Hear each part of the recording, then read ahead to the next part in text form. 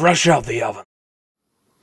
What is crackin', everybody? It's Megapiemanphd here, and welcome to another Look at My Map video. This time for PD, or Player Destruction, Farmageddon Beta 3. And, as you can see, which I'm almost sure wasn't in Beta 2, there is a 3D skybox. Woo!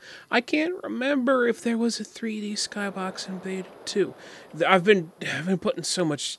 I've been working on this map so much, I can't remember what's in what versions. It all just sort of blends together and my eyes gloss over. Let me actually look at the update log I have here on the page. Yes, 3D Skybox. Okay, 3D Skybox was added in this version of the map. So there we go, we have a lovely 3D Skybox to try and make it look all farmy and whatnot. Now, I think... Did I put smoke there? I guess I put smoke coming out of this chimney, and I completely forgot. It's going into the building. I might want to move that around a little bit. I don't remember putting that there. Anyway, what was I saying? Oh, yeah. Yeah, the 3D Skybox. So, we do have a custom skybox texture here, and I wanted to try and get not quite rolling hills that you've seen a lot of farmland, but definitely something more like what I did with King of the Hill Synthetics skybox. A large skybox where you can see a lot of ground, and there's not a whole heck of a lot blocking sight, such as big trees and that kind of stuff. There are some trees. We also have fields out here that are blocking sight, thanks to lovely textures made by Blaholtzen, as well as some buildings and whatnot, repurposed buildings from Barn Blitz over there on the left. And there's some roads out there as well, just to try to make the skybox feel like it makes a little bit more sense. But I wanted to... not quite the rolling grassland hills that you see out in the Midwestern area, but just more rural, farmy-looking open areas, open spaces, so a long skybox. And if it only looks weird if you're up really high. If you're down normal player level, it looks fine. I probably should mess around with the fog and the lighting a little bit, just to make sure that transition is as good as it can get. I had put this cow prop here to block a little bit of a seam between the skybox and the not skybox. But, you know, you would never know if I hadn't just told you.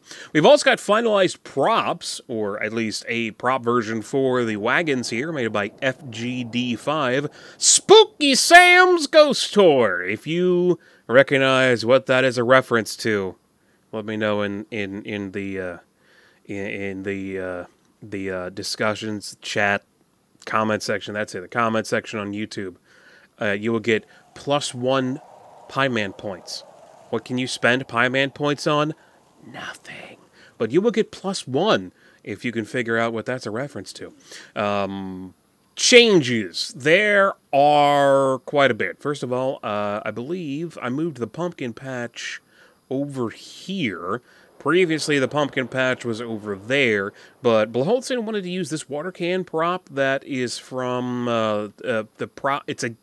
It's part of a prop shelf model. There's a shelf in TF2 for Red Side that's got a whole bunch of crap on it, and Valve made individual versions of those props, but they're kind of broken, so we sort of fixed them, and he wanted to have the water can over here on this deck porch thing. Blaholtzen is the main texture artist in our group of people working on this map, so I tried to make it make a little bit more sense. Why is this transition so terrible? I don't remember it being that bad. I gotta work on that. Anyway, yeah, so trying to make it a bit more sense. I moved the pumpkin patch. It was over there, over here, lit it up with a spotlight. So now it's sort of like you have this gate here that closes off the garden. You can go into the farmhouse normally. That is not good. Wow. Why is that doing that? Anyway, you go into the farmhouse normally and just do normal farmhouse things, or if you only wanted to work in the garden and didn't want to go all the way outside, you could just go out, go out this door, and boom, there you are, right at the pumpkin patch, right at the little garden. So there you go. It's a nice little thing. Other changes. We have made these haystacks less phallic.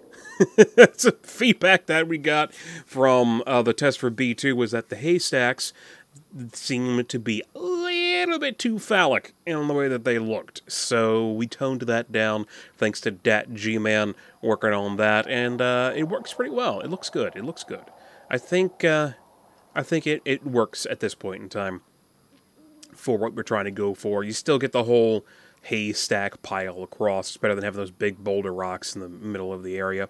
What other changes do we have? This is new-ish, I think. Yeah, this is new. I added this whole area up here just to try to make this building a little bit more interesting and a bit more asymmetry from the blue side. You still can't get up here. This is all blocked off and everything, so you can't get up there.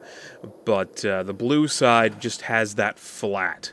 As you can see over here, the blue side just has that flat. So you have a little bit of asymmetrical detailing, which is something I always like with maps. I don't, at this point, ever since I started doing asymmetrical detailing, I can't stop myself from doing it. It just feels too lazy to not do it. It makes, even though the layout on a symmetrical map is the same on both sides, having some asymmetrical detailing, it makes it feel more like a real place, because a real place wouldn't have exactly the same looking things in two different areas, just maybe with a slight color change.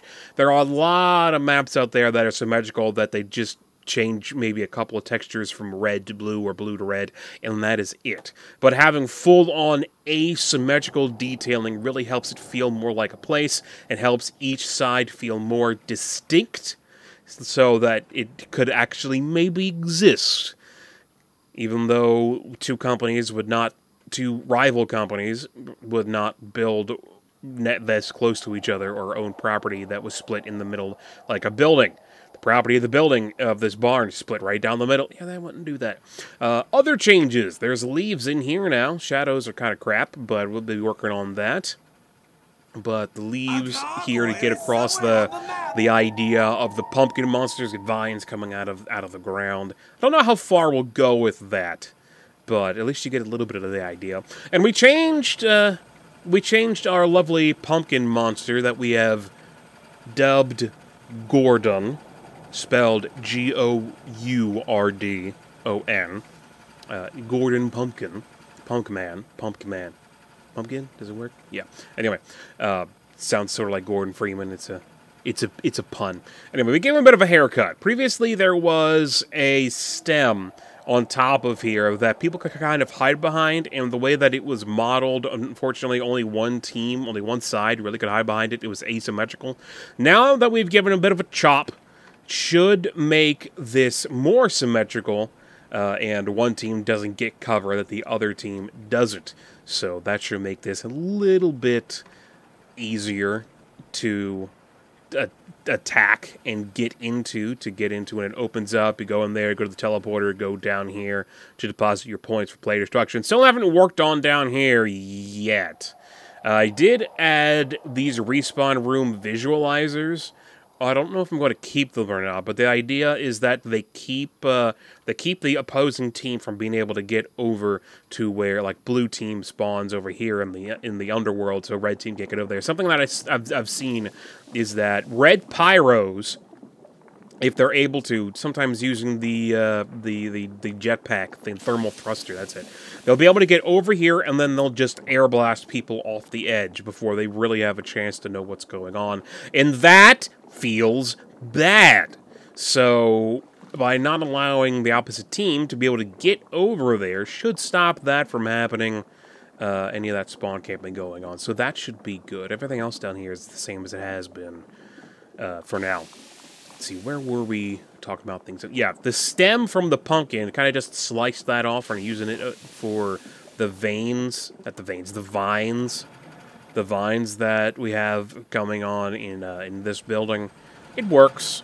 You can see what the stem used to look like. It used to look like that. Now it looks like that.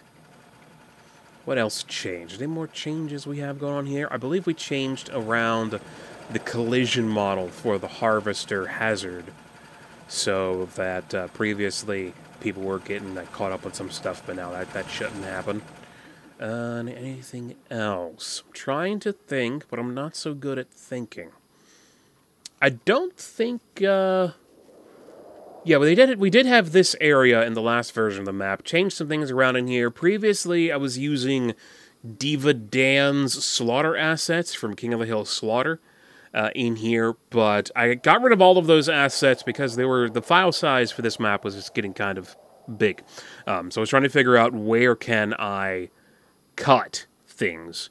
So I'm cutting out stuff that hasn't been specifically made for this map and focusing on things only made for this map when it comes to the custom content, or things that are being ported from other stuff into this map. DatGmann decided to bring over a couple other things from the Agent Gun video, the SFM props that they used for that video. DatGmann made some of those. We had the grinder here from before, but we also have now these chains with meat hooks on them, as well as a couple of saws to try and get that butcher room across for this area. And these are actually just steak sandwiches. It's just the model for the steak sandwich. I put it as a dynamic prop, and I upped the scale. Usually you don't want to do that because it messes with the collision models and doesn't look all that great. But with the size that they are here, I think it still gets that butchery area across, a sort of butcher shop area across, without being too ridiculously thick. I mean, they're not as thin as the hunks of meat that we had from the slaughter assets, the Koth slaughter assets from Diva Dan, but I think they work. It works well enough, and it's just a side room. You won't be up close to them anyway. It's just a side room, so it should be fine. Changed around some of the furniture in here for this table, which is like the pumpkin bomb assembly area. Hopefully these pumpkin bombs, people won't think that they're active pumpkin bombs, since these are just the model of the pumpkin bomb. If you shoot it, it's not going to blow up, because that would be bad to do in a spawn room. But if that's confusing, I might need to change that. I think we also changed Maurice's voice at this point. Did we add the custom announcer? Seal, draw, HUD, 1. Let's jump in here. Waiting for players. Cancel. What? Yes, if you can hear it. Hopefully you can hear it. 3, 2, 1. Yeah, I did some custom voice lines for this. Did we? You know, my mother always said I look good. Yeah, and that we changed. So I did some custom voice lines for this for the announcer, so that we could have explanation of what you need to do and what's going on in the map. Because Player Destruction doesn't actually have its own announcer. The most that it has is from Watergate with the whole "We are in the beam" text-to-speech thing going on, and Curse Cove has Davy Jones. They got some guy to do a piratey voice. Get out of me locker! Something like that. And to tell them what's going on with that. So that was good. But other than that, there really isn't any default announcer lines for Player Destruction. So we wanted to create our own. I recorded some stuff. Blaholtzen edited around and did some effects to it. But the problem was, previously I did some voice for our lovely pumpkin here that we call Maurice. Maurice the pumpkin, the brain in a pumpkin from the TF2 comic, where the engineer or the medic put a person's brain inside of a pumpkin as vengeance because he tried to rob them. The problem was that I couldn't do two voices that sounded different enough. I mean, I was trying to do a bit of a southern accent for our announcer voice here, and then a bit of a Boston thing with "What do we got going on here?" for the Pumpkin Thief. A little bit like what Nolan North did for their lines, but those lines were used in Koth Laughter, which was a reskin of Koth Slaughter last Halloween, so I wanted to have something unique, but because I couldn't get enough of a difference between the two voices, Blaholtzen, we talked about before, is our main texture artist for this project, he recorded some stuff, and that's what we got now from Maurice. If he'll play it. Come on, play it. Is it? It's failing to load them because they're not packed properly. Out of me, all right? He said that one. I got to figure out why these aren't packed correctly. Buzz off, all right? There we go. There's another one. So, yeah. So now that should be good enough. That should be good enough. Good enough distinct voice between the two. I don't know how much experience Blaholtzen has doing voice acting in general, but I think he did a pretty good job. And it keeps...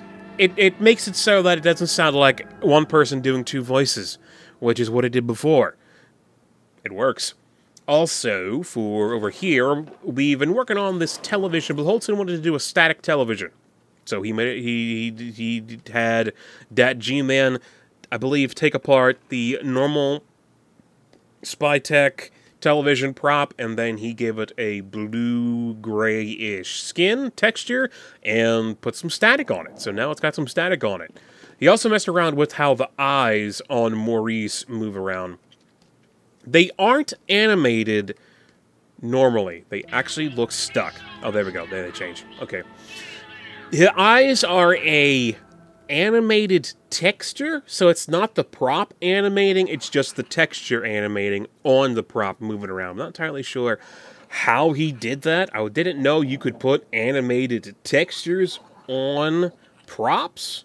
I thought you would have to, like, animate the whole prop, but that's what we got going on with this. That's what we got going on here. So, there you go with that. Let's, go back to spectate here, just so I will maybe shut up. Hold on. Int, fire, cap, timer, kill. There we go. That should get me the timer to stop going down and get me to shut up. Draw HUD 0. So we don't have to listen to my incessant talking. Trying to think of anything else. Oh, optimization. Optimization was a big, big problem when testing Beta 2.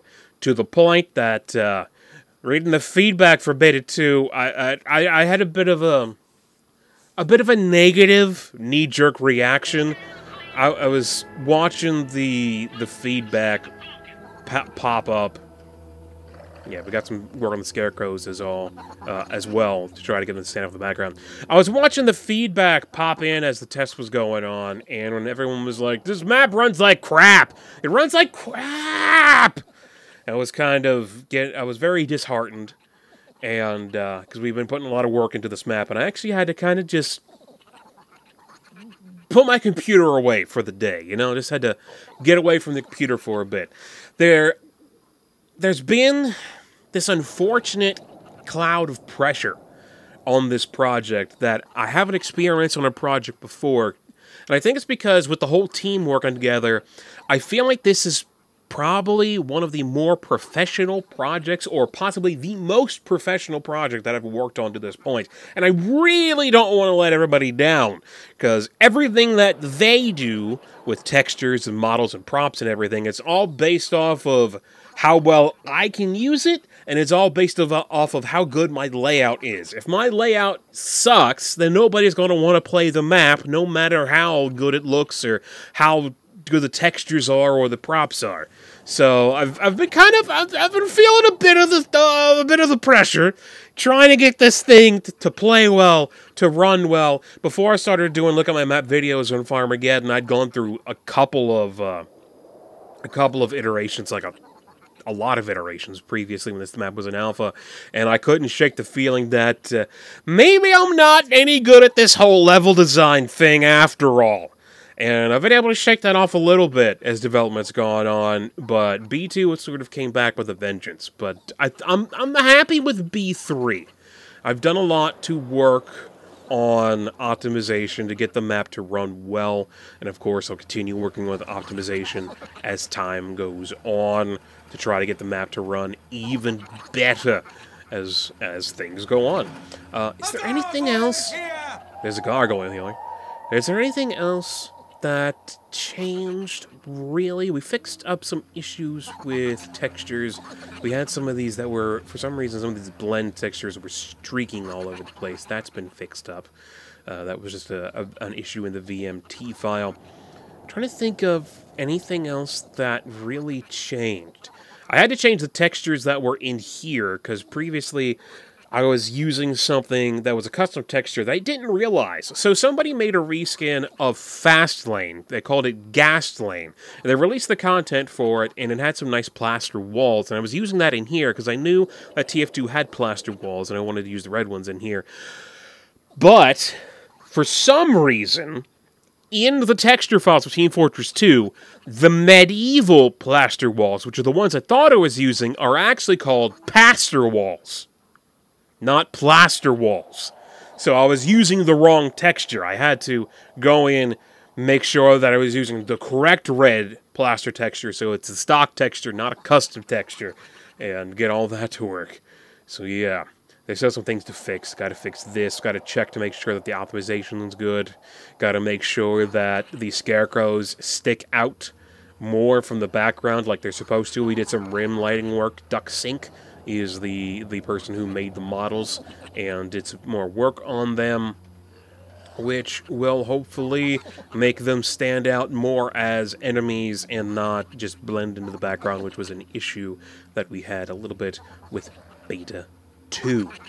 I'm trying to think, is there anything else? Anything else at all that I need to talk about? The only other thing that I've been having issues with is the icons for player destruction. I was talking to Void, who made Monster Bash, and apparently, for some reason, the icons for player destruction have issues when you're trying to pack them into a map. If you have custom icons, like that sprite we have there of the pumpkin being open, and the other sprites that we have for the HUD, for some reason, there's issues there with when trying to save those into the BSP file. I talked to some other people. They got some ideas I'm going to try out for the next version of the map to try to make sure that those actually save into the BSP file and don't show up as missing textures, which so far they have been. But we'll have to wait and see how that works out. And that is pretty much it. I did change these trees. Previously, I was using a combination of trees from Man Manor and leaves from the Frontline pack, because Void worked on the Frontline pack. And Void is actually on the project now. Not going to say everything he's doing just yet, but he is on the project now.